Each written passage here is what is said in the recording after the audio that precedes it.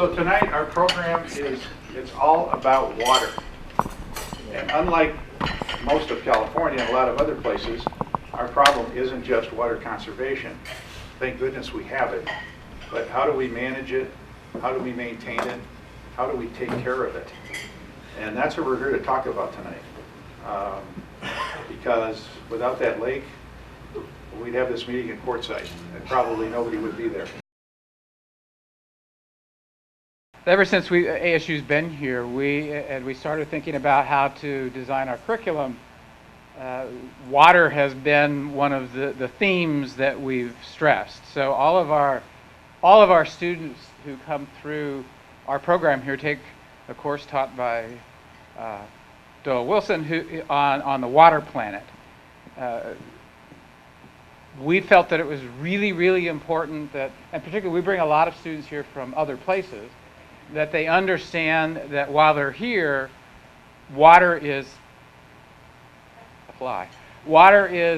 extremely important to this part of the world, and particularly to this community. Without the lake, we probably wouldn't be here having this conversation. You all know how important water is, and in my opinion anyway, the economic vitality of this community in this region is going to be dependent on our ability to effectively manage that most precious natural resource, which is water. So, as I said, we focus our curriculum here on the concept of sustainability, and in particular the importance of water to this region. So one of our faculty is sitting back here. Sharon, you want to stand up? Who is involved, Sharon Harvey, whose background is in, well, she has multiple backgrounds in philosophy and religious studies and environmental science. And she's involved in getting our students from day one engaged in thinking about the region that they're studying and the natural resources and how we go about managing those natural resources. As I said, all of our students, unless they're science majors, take a course called the Water Planet, which is focused on obviously water and the importance of water, and again, ably taught by Doyle. So in our natural progression then of developing the campus is we've started having conversations within the faculty about, well, how do we take this concept to the next level? And so over the last year, and particularly in the last few months, we've been engaged in rather significant conversations about how do we actually engage this issue. And I had an opportunity recently, in the last couple of weeks, to make two presentations. One to representing Gosar, who I think many of you have met and know who is a member of the Natural Resources Committee of Congress. And the other was to representatives from Governor Ducey's Office of Budget and Strategic Planning. And in both of those meetings, I took the opportunity to stress the importance of water and some of the things that we're thinking about engaging in over the next few years as it relates to the lower Colorado River and Lake Havasu. One thing we know for sure, and I think Doyle may talk a little bit more about this, is there's almost no basic data on Lake Havasu. Lots of information about Lake Mead, very little information about Lake Havasu. And when I made that comment to Representative Gosar, he shook his head and said, "You're absolutely right, we don't know much, and we need more information." And so what we are in the process of doing is designing what we're tentatively calling the Lake Havasu Lower Colorado River Research Program that would be housed here at ASU in Lake Havasu. I'm supposed to have a proposal from the faculty in the next week or so that I can then take back to what I respectfully call the mothership, ASU in Tempe, to make my pitch for an investment in this very important process of understanding Lake Havasu. And we've identified, at least at this point, about 5 areas that we think are really, really important, and I'm anxiously awaiting the proposal to see what we're going to focus on to begin with. But those 5 areas are understanding the topography, the bottom topography of the lake. And everything that we're proposing to do has basic scientific importance, but it also has practical importance. So we need to understand that the topography of the bottom of the lake for lots of reasons. And I'm not going to go into all of the background on this. In fact, if you ask me, I'm going to turn you over to Doyle, and he'll give you all the specifics. So the topography, we're interested very much in flow dynamics. This is a very complex lake, and understanding the flow dynamics is really important, particularly as you're looking at things like when you've got water being let into the lake, you've got stuff coming into the lake from all over the place, you've got these different flows and flow dynamics throughout the lake, and that's extremely important to understand that. We really need to get a grip and an understanding on the ecological conditions of the lake as it relates to, particularly to the quagga mussels. There's a lot known, but not a lot known about what's going on here. The 4th area is developing an understanding of the Microcystis blooms. What are the relationships between the Microcystis blooms and the quagga mussels and flow? And it's a complex system, but we need to be better in our ability to understand and maybe predict when these blooms might occur and when they leave. And then finally, we're interested in nutrient types and the distribution of nutrients in the lake. And this really has a lot to do with upriver agricultural practices and what's happening there, particularly with relationship to phosphorus, and what impact do those activities have on this part of the river system. So it's a very, very complex system, and yet we know very little about it. And so our next step, ASU's next step in this process, is to bring together and garner resources so that we can launch this research program and start to gather the information that we all need to be more effective stewards of this very, very important and precious natural resource, water. And I don't mean it just from all of the, 30 million people, 20 million, however many people depend on the river and the lake for their drinking water, but I also mean it from the economic vitality and stability of this city. If things go wrong on the lake, it could have dire consequences for economic development of the region. So we need to understand it. We need the basic data. And we need to go about this in a way that whatever studies we're doing and whatever data we're producing, that we can quickly translate those data into practical applications for the management of the resource. So I'm about ready to go forward and ask for some money so that we can kick this program off the way it should be done. Our faculty are very enthusiastic about becoming involved in this kind of a research program. It's a huge undertaking, and we're going to have to start with projects that are doable and that we can show results in a relatively short period of time, and show that we are up to the community and our faculty and the region is up to getting this done and actually achieving it. We will not be, there's what's that program in Nevada? Yeah, go on Google Walker Basin project and look at that water project. Now they were the recipients. It's in Nevada.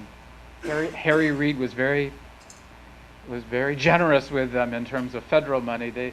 Overall, that project's received over $70 million in federal money, and the project itself was at least $15 million.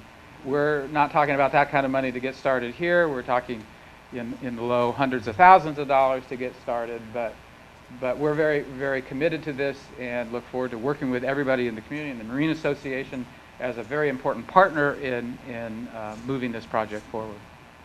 These are long-term, but we're trying to design this so that we're doing it in building blocks along the way. So as we look at what the long-term goals are, making sure that we've designed the project so that there are short-term results that will be significant. Don't know exactly what those projects are yet, so I can't tell you. Give us a year, and we'll be able to come back and tell you exactly what we're going to be looking at. So the person that probably knows the most about this lake right now is our city water specialist, Doyle Wilson, who teaches water. We drove the BLM boats this summer, or this last 2 semesters, when he took his students out on the lake and they did basic testing and whatever. And so, Dr. Young, we're here to do whatever ASU needs. We got a lot of volunteers in this room that want to help, and it's our job to figure out how to help them help. So Doyle, come on up and tell us more. We have a lot of interesting things that have happened over the last, 8 years since the Quagga mussels appeared. And we've had a lot of different things that have never really been even documented before happen, including the rise of Microcystis in our lake, the green slime that everyone calls. I get lots of phone calls and emails from other people asking what this is all about. When is it going to go away? Can we drain the lake and start over? I actually get that as well.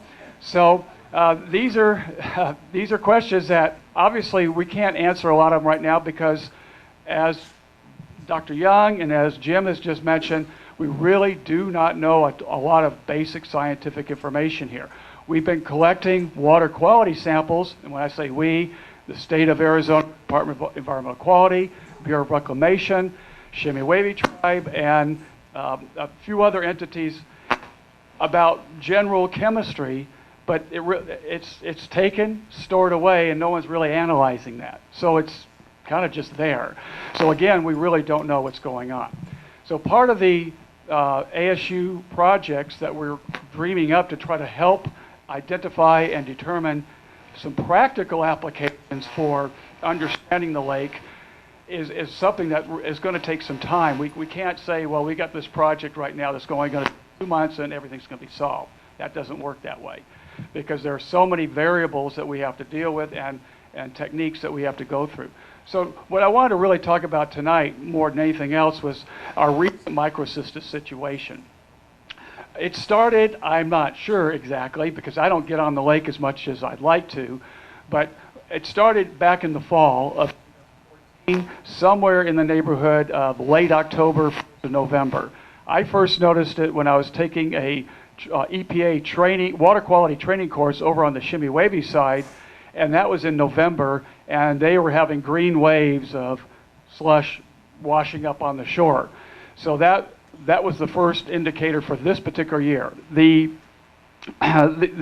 organism has only been recognized for a short time as being in a lot of superabundance. It's always been here. It's ubiquitous. In other words, it's everywhere around the planet in many freshwater lakes and streams. So it's not anything that's unusual whatsoever. The unusual piece to it is that it's very abundant right now, even more so than it has been in the past. This slide basically shows just what we see with our eye is the sparkly, glittery accumulations of Microcystis in the water when it's dispersed before it gets really cloudy with the green. But those colonies that you see on here are those speckles. But as you magnify that the organism into a higher magnification, you can see these one-celled organisms are just that. They're just one cell, but they proliferate very well, and we'll talk about that a little bit as we go along here. This bloom that you see of Lake Erie, this happened last year. The area around Toledo, Ohio had a really major problem with Microcystis. But Lake Erie also has a lot of industry around it, in which a lot of sewage and other industrial waste have been historically gotten into the lake system, and there's a lot of nutrients involved, phosphorus and nitrogen, but phosphorus is the key to everything. And the blooms that you could see here are just tremendous in size. We didn't experience anything like that here in Lake Havasu, but there is a parallel here that's happening here that has already happened here. Zebra mussels came into the Great Lakes region by 1986, and the Quagga mussel, its cousin, came in 1989 and has since taken over these lakes. They've outcompeted even the zebra mussels. So with the quaggas in place and the high nutrient levels, and now this appearance of Microcystis, which has always been there, but now it's become a real nuisance, there must be a connection between those three things: nutrients, quagga mussels, and Microcystis, we think. This is, in this year, we had Microcystis winter over for the first time. In years gone by, we'd see it in the late spring and then die off in the summer. See it come again maybe in October, November. It would die off then into the winter. But this year, it went into the winter. So the November observation that I had, now we're into the winter in February. This is at Parker Dam. And in March and April, this is March 24th, when I went out with first one of my classes, and then I went out with BLR a few days later, we noticed there were three large where's the other one? I'm too close. There's the other one right there. Three large areas of what we would call a plume of Microcystis. These each were about a mile long, up and down the river, and about 3/4 of the width of the lake itself. And as time went on, they drifted towards the south, which is what the currents, of course, are going to be taking them eventually towards the dam. But through this time period, these are sample spots that we took when I was out with reclamation, and we could not see more than about 8 feet into the water at that time. That was the best we could do until we got right down here towards this is Parker Dam right here. We were able to see about 30 feet deep. So it cleared out right at Parker Dam, but anything north of it was absolutely cloudy at that time. So Microcystis was distributed throughout the lake, but it really concentrated in these three areas. And that's the first time we've ever seen anything like that on this lake. This is just a sampling of what it looked like up in the northern area, the Grass Island area that I'm calling it, just right south of the island here a little bit. We didn't see any accumulations like this on the north side of the island at that time, but before and after that time period, other people have noticed these accumulations. The accumulation that was down by Black Minnow Landing was a little different than the others.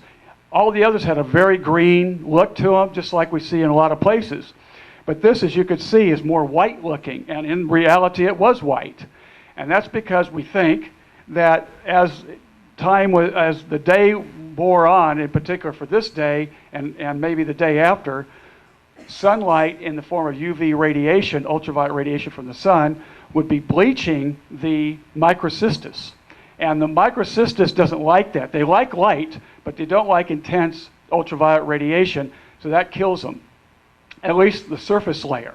And we don't know how thick the layer is. It could be 5 feet, 10 feet thick, but most likely it's within the first 5 feet or so. But Microcystis has the ability to move up and down in the water. And they don't swim. They're carried by currents, but they have little gas bags in their cell called vacuoles that they can either expand or contract, so they can adjust themselves to the environment. This organism's been around the planet for 4.5 billion years almost. I mean, it's just been a long, long time. It's had a long time to adjust and evolve. And then into April, we could see there's, mostly at the south end, there's still wind-driven rows of Microcystis.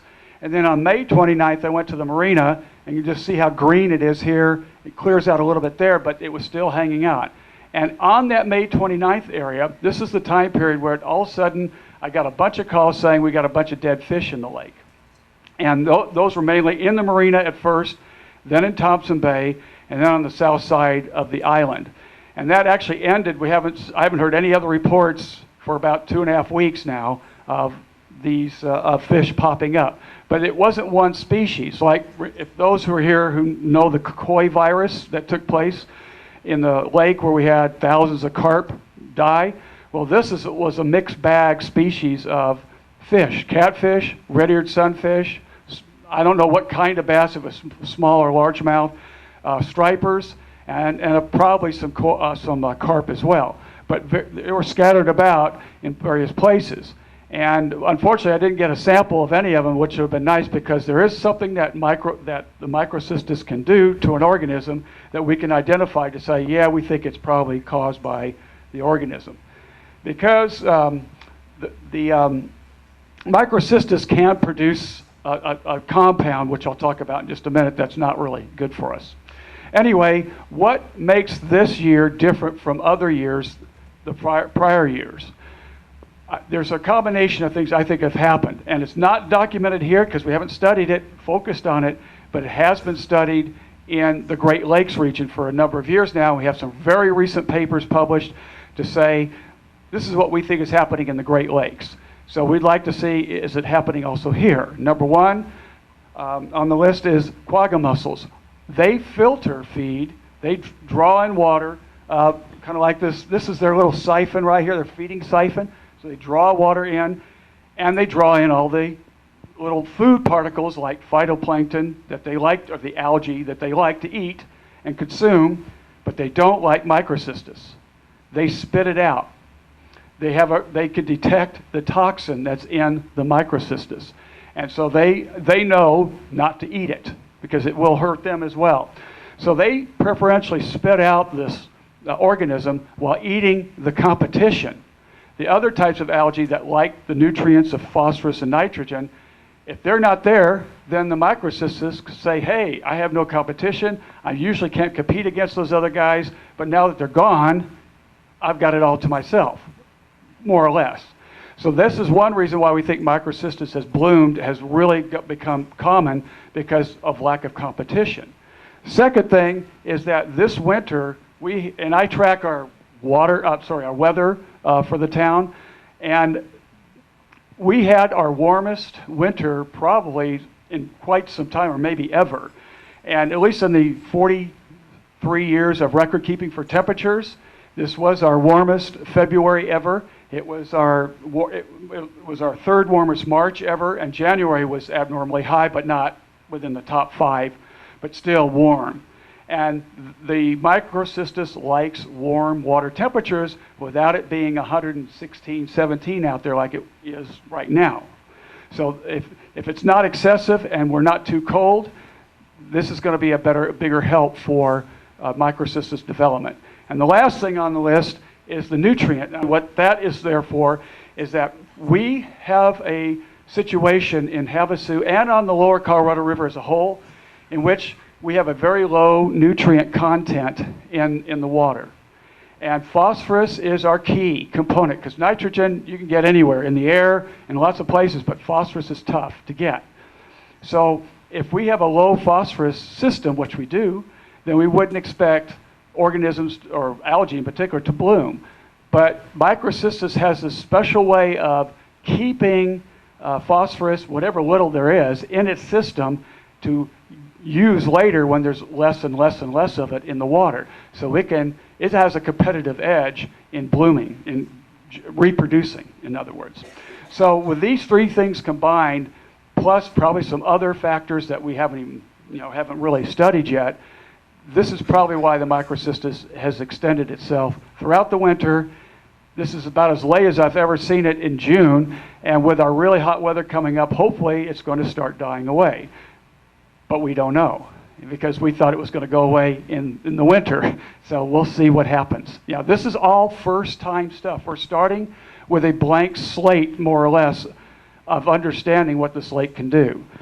There have been very, very few studies, scientific studies, on the lake prior to now, and we're going to hopefully correct that down the line. Now, the microcystin, which is the toxin, that's the compound that's produced, isn't just one compound. There's a whole litany of these compounds that are toxic. But there are 3 big ones, and there are also a whole bunch of different species or groupings or types, let's do it that way, of Microcystis. There's not just one kind, there's a whole grouping. We at this time happen to have the type that has or can generate one of the more toxic of the compounds that are out there. Now, why didn't we detect microcystin, the toxin, in past years? It didn't generate it. The environmental conditions or something, we don't know for sure, or maybe it was a different grouping of organisms at that time. It could be a different species of this group. And the Great Lakes have also noticed this as well.